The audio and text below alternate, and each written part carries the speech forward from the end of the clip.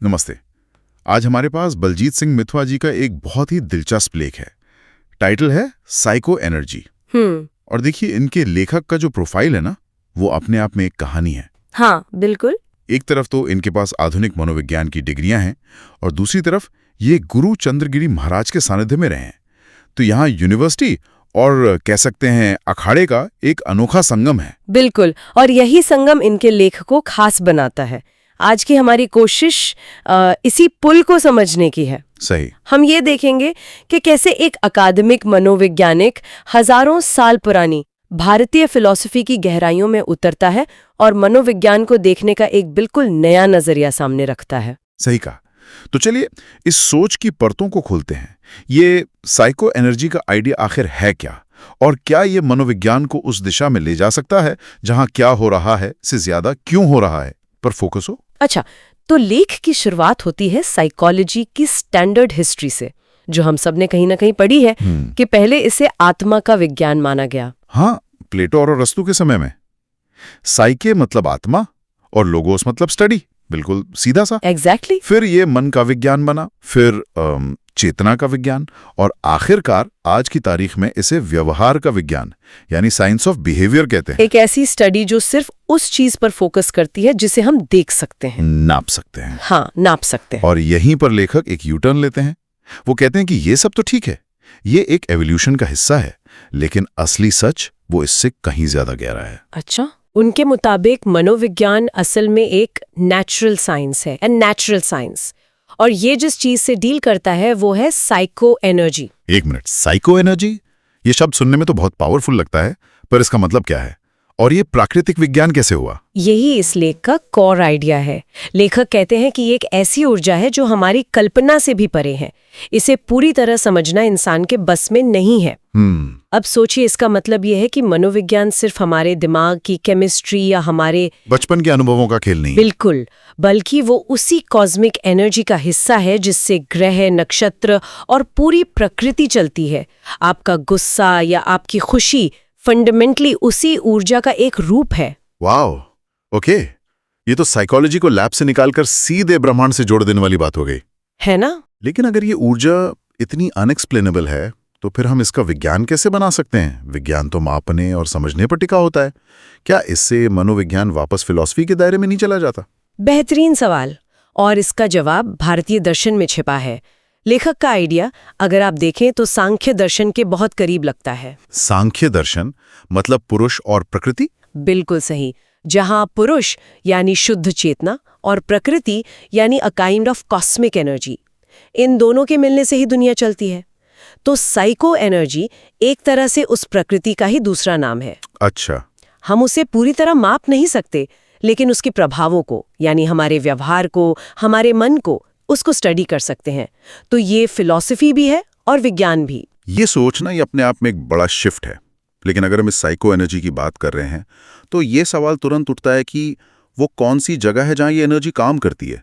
मतलब ये मन आखिर है कहां? हाँ, विज्ञान और अध्यात्म दोनों ने इस पर सदियों से सिर खपाया है, और आज भी ये बहस जारी है। विज्ञान का जवाब तो सीधा साधा है, मन आपके दिमाग यानी ब्रेन में है। न्यूरॉन्स का नेटवर्क। हाँ, ये न्यूरॉन्स का एक कॉम्प्लेक्स नेटवर्क है। आपके विचार, आपकी यादें, आपकी भावनाएं, सब कुछ इन्हीं न्यूरॉन्स के बीच होने वाले इलेक्ट्रिक और केमिकल सिग्नल्स का नतीजा है। मतलब हार्डवेयर के बिना सॉफ्टवेयर नहीं चल सकता। Right, it's a product of brain activity. लेकिन आध्यात्मिक परंपराएं इसे ऐसे नहीं देखती हैं, है ना? लेख में हृदय की गुफा का जिक्र है, तो क्या वैदिक परंपरा मन को दिल में मानती है? हाँ और नहीं। यहाँ हृदय का मतलब वो फिजिकल ऑर्गन नहीं है जो खून पंप करता है। अच्छा। ये एक सिंबॉलिक जगह है। ये वो जगह है जहाँ हम भावनाएं फील करते हैं, जहाँ हमें गट फीलिंग होती है। So it's the seat of experience. लेख में अंतःकरण शब्द का भी इस्तेमाल हुआ है। अंतःकरण, मैंने ये शब्द सुना है, पर इसका ठीक ठीक मतलब क्या है? इसे आप हमारे इनर सॉफ्टवेयर की तरह समझ सकती हैं। इसके 4 हिस्से हैं। मन, जो एक स्क्रीन की तरह है जिस पे विचार आते जाते हैं। ओके। बुद्धि, जो प्रोसेसर की तरह है जो सही गलत का फैसला करती है। चित्त, जो हार्ड ड्राइव की तरह है जहां सारी यादें और संस्कार स्टोर होते हैं। और अहंकार जो हमारा यूजर आईडी है जो कहता है मैं। वाह। ये पूरा सिस्टम सिर्फ दिमाग में नहीं बल्कि हमारी पूरी चेतना में फैला है। ओके, तो हृदय हुआ फीलिंग सेंटर, लेकिन लेख में सहस्रार चक्र का भी जिक्र है जो सिर के ऊपर होता है, तो अब दो लोकेशन हो गई। बिल्कुल, क्योंकि सहस्रार हमारा कमांड सेंटर है जहां से चेतना को डायरेक्शन और क्लैरिटी मिलती है। तो एक है फीलिंग सेंटर और दूसरा है अवेयरनेस सेंटर। लेखक की खूबसूरती इसी बात में है कि वो इन दोनों को दुश्मन नहीं बल्कि दोस्त मानते हैं। वो कहते हैं कि मन अमूर्त है, इट्स एब्स्ट्रैक्ट। अमूर्त पैदा दिमाग की एक्टिविटी से होता है, लेकिन एक्सप्रेस हमारी आंखों की चमक से, हमारी मुस्कान से, हमारे पूरे वजूद से होता है। मुझे ये अमूर्त मन का आइडिया बहुत पसंद आया। ये साइंस और स्पिरिचुअलिटी के झगड़े को खत्म करके एक होलिस्टिक पिक्चर देता है। बिल्कुल। अच्छा, अब लेख के उस हिस्से पर आते हैं जो मुझे सबसे ज्यादा प्रैक्टिकल लगा। आधुनिक और वैदिक मनोविज्ञान के बीच का फर्क, क्या और क्यों का अंतर। हाँ, और ये फर्क आज की दुनिया के लिए बहुत रेलेवेंट है। आधुनिक मनोविज्ञान, खासकर जेबी वॉटसन के बाद, जिसे व्यवहारवाद कहते हैं, उसका पूरा फोकस क्या पर है। मतलब एक इंसान क्या कर रहा है, वो किसी सिचुएशन में कैसे रिएक्ट कर रहा है, अगर कोई दुखी है तो उसके सिम्टम्स क्या हैं, ये सब बाहरी अवलोकन पर आधारित है। मतलब ये कि अगर किसी को एंजाइटी है तो मॉडर्न साइकोलॉजी उसके सिम्टम्स को देखेगी, जैसे तेज धड़कन, पसीना आना, बुरे ख्याल आना। हाँ, फिर वो इन सिम्टम्स को मैनेज करने के तरीके बताएगी, जैसे दवाइयाँ या थेरेपी। ये क्या का इलाज है। एग्जैक्टली। इसमें कुछ गलत नहीं है, ये बहुत जरूरी भी है। लेकिन वैदिक मनोविज्ञान एक कदम और आगे जाता है। वो पूछता है क्यों ये एंजाइटी आ कहां से रही है, इसके बीज कहां है। वो व्यवहार के पीछे छिपे स्व और चेतना को समझना चाहता है। उसका लक्ष्य सिर्फ सिम्टम्स को दबाना नहीं बल्कि उस मूल कारण को जड़ से खत्म करना है। तो ये सिर्फ बिहेवियर का नहीं बल्कि कॉन्शियसनेस का विज्ञान है। बिल्कुल। और इसी कॉन्टेक्स्ट में लेखक चेतना के 4 स्तरों की बात करते हैं, जागृत, स्वप्न, सुषुप्ति और तुर्य। ये सिर्फ किताबी बातें नहीं लगती। बिल्कुल नहीं, ये बहुत गहरी साइकोलॉजिकल इंसाइट्स हैं। जागृत यानी हमारी ये वेकिंग स्टेट, स्वप्न यानी अ स्टेट ऑफ ड्रीमिंग, ये दोनों तो हम जानते हैं। लेकिन सुषुप्ति यानी डीप ड्रीमलेस स्लीप, वो अवस्था है जहां मन पूरी तरह शांत होता है। आधुनिक मनोविज्ञान इस पर ज्यादा ध्यान नहीं देता, लेकिन योग कहता है कि असली रेस्ट यहीं मिलता है। अच्छा। हाँ, अगर आपकी सुषुप्ति डिस्टर्ब्ड है तो आप 10 घंटे सोकर भी थके हुए उठेंगे। और तुर्य ये क्या है? तुर्य का मतलब है द फोर्थ। ये इन तीनों अवस्थाओं से परे शुद्ध चेतना की अवस्था है। ये वो स्टेट है जिसे मेडिटेशन में पाने की कोशिश की जाती है। ये वर्गीकरण दिखाता है कि भारतीय ऋषि मुनियों ने इंसान के इनर वर्ल्ड का कितना बारीक नक्शा तैयार किया था। उनका लक्ष्य सिर्फ मेंटल हेल्थ को मैनेज करना नहीं था बल्कि ह्यूमन पोटेंशियल के शिखर तक पहुंचना था। तो हम कह सकते हैं कि एक का फोकस प्रॉब्लम सॉल्विंग पर है। हाँ, और दूसरे का पोटेंशियल रियलाइजेशन एक बाहर से देखता है, दूसरा अंदर से। बहुत खूब कहा। और ये सिर्फ थ्योरी नहीं थी।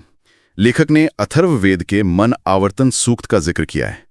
ये मंत्र मेंटल पीस के लिए हैं, मतलब हजारों साल पहले भी अप्लाइड साइकोलॉजी मौजूद थी। अब आते हैं उस शब्द पर जिसने मुझे सबसे ज्यादा चौंकाया। लेखक अपने लिए एक टर्म यूज करते हैं, साइकोजीनियस। अब ये सुनने में थोड़ा अजीब लग सकता है। हाँ, पहली बार में लग सकता है कि ये कोई ईगो ट्रिप है, लेकिन जब आप उनकी परिभाषा पढ़ती हैं तो इसका मतलब ही बदल जाता है। उनकी पहली परिभाषा है अपने मन का सूक्ष्म से सूक्ष्म मनोविश्लेषण करने वाला विशेषज्ञ प्रतिभावान व्यक्ति। This is deep. ये सिर्फ एक शब्द नहीं, एक साधना है। ये सेल्फ रियलाइजेशन का एक मॉडर्न टेक है। सोचिए, जैसे एक बायोलॉजिस्ट माइक्रोस्कोप से एक सेल को देखता है, वैसे ही एक साइकोजीनियस अपने ही मन की हर हरकत को, हर विचार को, हर भावना को बिना जज किए एक वैज्ञानिक की तरह देखता है। ये तो सेल्फ अवेयरनेस से भी एक कदम आगे की बात है ना? ये सिर्फ जानना नहीं है कि मुझे गुस्सा आ रहा है, बल्कि ये जानना है कि ये गुस्से का विचार उठा कहां से, इसके पीछे कौन सी एनर्जी है और इसका पैटर्न क्या है। प्रिसाइसली, ये अपने मन का एक्सपर्ट एनालिस्ट बनना है। ये मेटाकॉग्निशन की हाईएस्ट स्टेज है और ये कोई एक दिन का काम नहीं है, एक लाइफ लॉन्ग प्रोसेस है। और फिर वो अपने बारे में एक और बात लिखते हैं जो इस साइकोजीनियस के बिल्कुल उलट लगती है। कौन सी? वो खुद को अपनी गुरु माताओं का एक शरारती बंदर कहते हैं। ये कॉम्बिनेशन बहुत ब्यूटीफुल है। हाँ, और ये शरारती बंदर शब्द बिल्कुल सही है। हम सबके अंदर एक है। बिल्कुल। वो मन जो एक पल यहाँ है, अगले पल कहीं और, जो बिना सोचे समझे एक डाल से दूसरी डाल पर कूदता रहता है। साइको जीनियस बनने का मतलब उस बंदर को मारना या पिंजरे में बंद करना नहीं है। तो फिर क्या है? इसका मतलब है उस बंदर से दोस्ती करना, उसे प्यार से देखना और समझना कि वो अगली छलांग कहाँ लगाने वाला है। लेखक का ये कहना कि वो एक शरारती बंदर हैं, ये दिखाता है कि वो अपने मन की इस नेचुरल टेंडेंसी को स्वीकार करते हैं। और साइको जीनियस बनना उस बंदर को गुरु की कृपा और अपनी मेहनत से ट्रेन करने की यात्रा है। तो ये एक चंचल मन से एक सूक्ष्म विश्लेषक बनने का सफर है। ये विरोधाभास असल में यात्रा के दो छोर हैं। एक तरफ मन का स्वभाव, दूसरी तरफ साधना का लक्ष्य। बिल्कुल। इसमें एक गहरी विनम्रता भी छिपी है कि ये जो जीनियस वाला हिस्सा है, ये मेरा अपना नहीं है, ये गुरु की शिक्षा और कृपा से आया है। सही। जो बंदर वाला हिस्सा है वो मेरा स्वभाव है। ये ड्युअलिटी बहुत ईमानदार और सच्ची लगती है। तो इस पूरी बातचीत को अगर समेटें तो टेक अवे क्या है? मेरे लिए तो सबसे बड़ी बात यह है कि मनोविज्ञान सिर्फ दिमाग की बीमारियों का शास्त्र नहीं है, बल्कि ये साइको एनर्जी का एक प्राकृतिक विज्ञान है जो हमें यूनिवर्स से जोड़ता है। मेरे लिए सबसे बड़ा टेक अवे ये है कि मन का कोई एक पता नहीं है, वो दिमाग में भी है और हमारी भावनाओं के केंद्र में भी। और वैदिक मनोविज्ञान हमें क्या की सतह से उठाकर क्यों की गहराई में ले जाता है, जो असली ट्रांसफॉर्मेशन लाता है। और साइको जीनियस की परिभाषा ये याद दिलाती है कि सबसे बड़ा ज्ञान बाहर की दुनिया में नहीं, बल्कि अपने ही अंदर के ब्रह्मांड को समझने में है। बलजीत सिंह मितवा का काम मॉडर्न एजुकेशन और प्राचीन ज्ञान के बीच एक बहुत जरूरी पुल बनाता है। ये दिखाता है कि कैसे यूनिवर्सिटी की डिग्री और गुरु के चरणों में मिला ज्ञान दोनों मिलकर एक ज्यादा गहरी और पूरी समझ पैदा कर सकते हैं। एक के बिना दूसरा अधूरा है। इस चर्चा के बाद एक आखिरी ख्याल मन में आ रहा है। लेखक ने अथर्ववेद के मना अवर्तन सूक्त का जिक्र किया, जो मानसिक शांति के लिए है। आज दुनिया मेंटल हेल्थ क्राइसिस से जूझ रही है, तो क्या भविष्य में मानसिक स्वास्थ्य का सबसे प्रभावी इलाज आधुनिक मनोविज्ञान और वैदिक ज्ञान के इसी संगम में छिपाए, जहां एक तरफ न्यूरोसाइंस की प्रिसाइज अंडरस्टैंडिंग हो और दूसरी तरफ ध्यान और मंत्र जैसी प्राचीन तकनीकें हों जो सीधे चेतना पर काम करती हैं? ये एक बहुत महत्वपूर्ण प्रश्न है। इस सवाल पर सोचना शायद हम सबके लिए जरूरी है। नमस्ते। आज हम एक बहुत ही दिलचस्प कॉन्सेप्ट के बारे में बात करने वाले हैं, साइको एनर्जी। ये एक ऐसा आइडिया है जो वेस्टर्न साइकोलॉजी और हमारे प्राचीन भारतीय दर्शन दोनों को एक साथ लाता है। और ये कमाल का विचार हमें दिया है बलजीत सिंह मितवा जी ने, जिनकी सोच में न सिर्फ आधुनिक डिग्रियां हैं, बल्कि आध्यात्मिक ज्ञान का भी एक गहरा खजाना छिपा है। जबकि सच्चाई कुछ और ही है। वाह, ये लाइन सोचने पर मजबूर कर देती है ना? बलजीत सिंह मितवा जी का ये कहना ऐसा लगता है जैसे वो इशारा कर रहे हैं कि साइकोलॉजी की दुनिया में शायद कुछ ऐसा है जिसे हम अब तक पूरी तरह से समझ नहीं पाए हैं। तो चलिए पता लगाते हैं कि ये कुछ और सच्चाई आखिर है क्या चीज़। तो इस कुछ और सच्चाई को समझने के लिए सबसे पहले ये देखना जरूरी है कि वेस्टर्न साइकोलॉजी का अब तक का सफर कैसा रहा है, मतलब समय के साथ ही विज्ञान कैसे बदला है। जरा इस टाइमलाइन पर नजर डालिए। कितना दिलचस्प है ये देखना कि साइकोलॉजी का फोकस सदियों में कैसे बदला।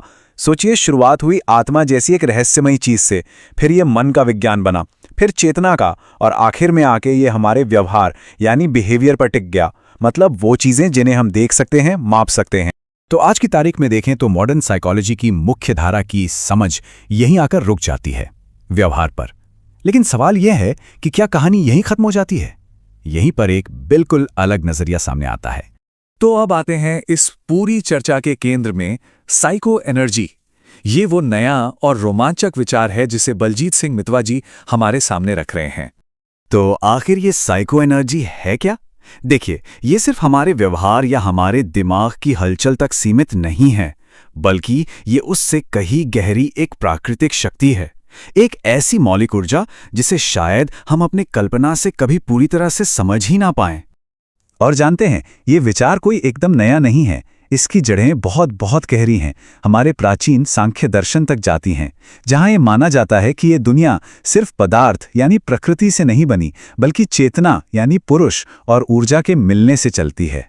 तो चलिए अब साइको एनर्जी से एक कदम और आगे बढ़ते हैं और उस दुनिया को समझने की कोशिश करते हैं जहां से ये विचार आया है, यानी कि वैदिक मनोविज्ञान, या कह सकते हैं चेतना का भारतीय विज्ञान। ये स्लाइड तो बहुत ही कमाल की है। देखिए हमारा वैदिक मॉडल कितना व्यवस्थित और गहरा है। ये चेतना को 4 अलग-अलग लेवल में बांटता है। जागृत यानी जब हम जागे हुए हैं, स्वप्न जब हम सपने देख रहे होते हैं, सुषुप्ति यानी गहरी नींद, और चौथा तुरीय जो शुद्ध चेतना की एक ऐसी अवस्था है जहां हम अपने असली स्व से मिलते हैं। तो अब हम उस मोड़ पर आ गए हैं जहां हम इन दोनों नजरियों को, पश्चिम और पूर्व को, एक साथ लाकर देखेंगे कि इनके बीच मुख्य अंतर क्या हैं। चलिए एक सवाल पूछते हैं। सुनने में तो बहुत आसान लगता है, पर यह बहुत गहरा है। हमारा मन, जो हमारी हर सोच, हमारी हर भावना का घर है, आखिर हमारे शरीर में ये है कहाँ? इसकी लोकेशन क्या है? अब मजे की बात यह है कि इस एक सवाल के जवाब कई हैं।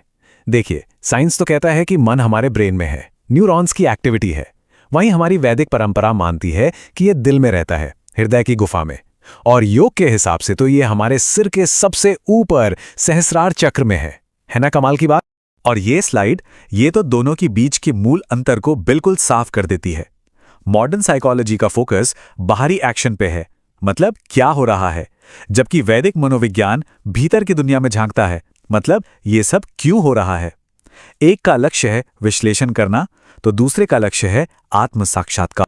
तो अब तक की इस सारी बातचीत का निचोड़ क्या है? चलिए इन सभी विचारों को एक साथ मिलाकर एक नया और आज के जमाने का नजरिया बनाते हैं। तो इस सारे सफर का आखिर मकसद क्या है? लेखक हमें एक बहुत ही मजेदार शब्द देते हैं, साइकोजीनियस। और ये शब्द हमें ये सोचने पर मजबूर करता है कि भाई इस नए नजरिए से देखें तो मन पर महारत हासिल करने का असली मतलब क्या है। तो साइकोजीनियस आखिर है कौन? ये वो नहीं है जिसके पास सिर्फ किताबी ज्ञान है, बल्कि ये वो इंसान है जो अपने ही मन के समंदर में गोते लगाकर उसकी छोटी से छोटी, सूक्ष्म से सूक्ष्म बात को समझता है। ये असल में खुद को खोजने की एक बहुत खूबसूरत यात्रा है। ये कितनी सच्ची और रिलेटेबल बात है ना? हम सबका मन कभी ना कभी एक शरारती बंदर की तरह यहाँ वहाँ कूदता फांदता रहता है, लेकिन जब हम उसे समझना सीखते हैं तो हम एक गहरे विश्लेषक बन जाते हैं। ये दिखाता है कि सही मार्गदर्शन और सीखने की लगन से हम खुद को कितना बदल सकते हैं। तो आखिर में हम इस एक बहुत ज़रूरी सवाल पर आकर रुकते हैं।